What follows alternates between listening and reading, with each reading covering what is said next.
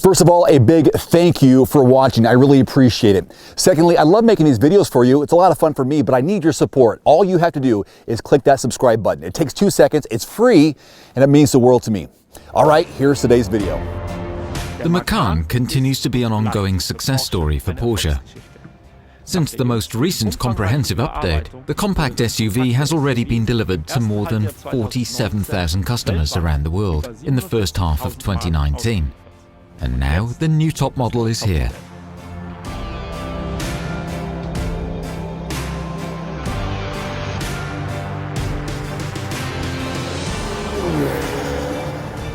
The new Macan Turbo takes the car a step further in every dimension. It is more powerful, faster, more agile, more connected, and the design too has been tightened up.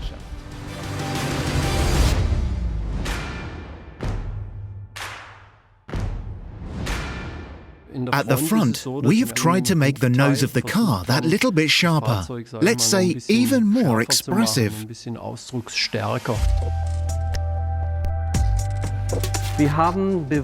We consciously did without some details and integrated the technically necessary elements in the car-colored area of the front part to achieve an even higher quality look. What is new is that here we have opened the middle lower air inlet to optically reach a maximum width. This makes the car even sportier in this area. And when it comes to emphasizing the width, we also made the dual front light units, which are the hallmarks of the turbo, even wider, so that the car can demonstrate its presence on the road even better. The PDLS headlights are little high-tech machines. What we've done here is to turn the 4-point signature into a 3-dimensional line that is drawn back towards the rear. The entire theme comes across in a more concise and more focused way, which gives the car a very determined look.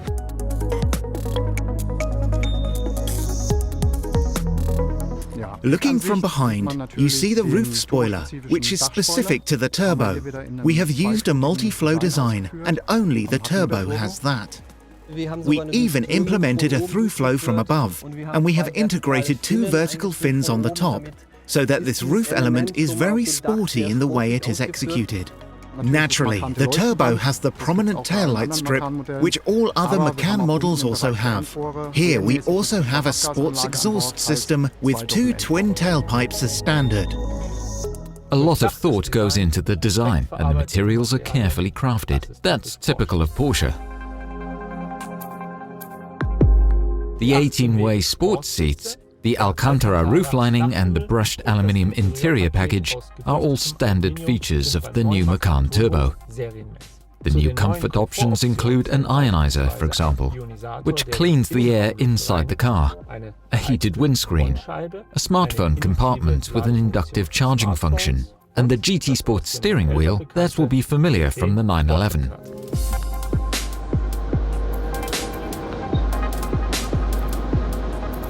Normally, I always want to drive a Porsche myself. But there are some situations when that's not such fun anymore. Heavy traffic, for instance.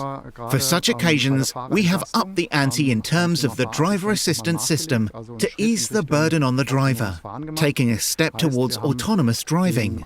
We have combined the adaptive cruise control with the lane-keeping assistant so that up to speeds of around 65 kilometers an hour, drivers now have the option of driving in moving traffic. That is, the car steers itself down the middle of the lane, and the distance to the car in front remains constant.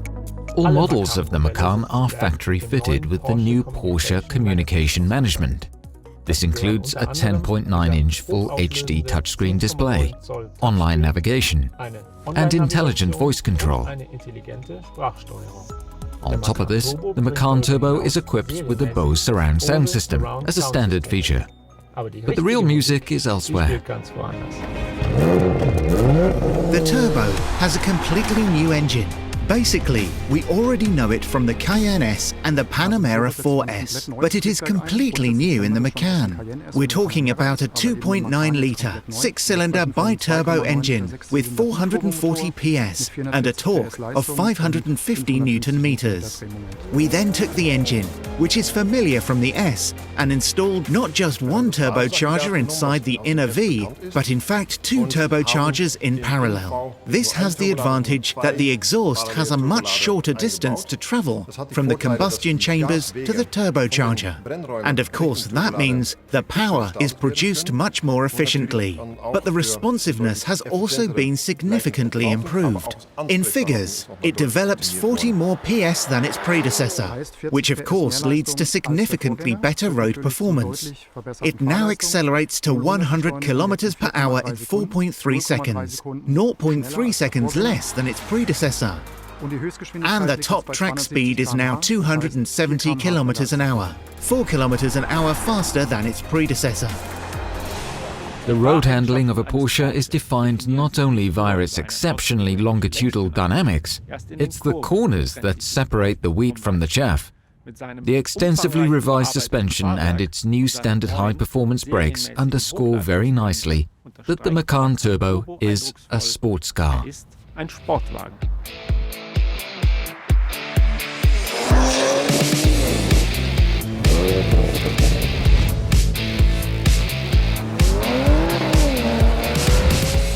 The suspension has always been the icing on the cake in the Macan. This wide spread between comfort on the one hand and sportiness on the other, that's something you won't find in any other car in so concentrated a form. Also, the standard features include active suspension management, which allows us to select between a leisure and a sports setup. And all this can be further enhanced by the optional air suspension. Talking of air suspension, I should mention that the rolling piston has also been redesigned, giving us an even more harmonious early response, and the car performs even better on bad roads.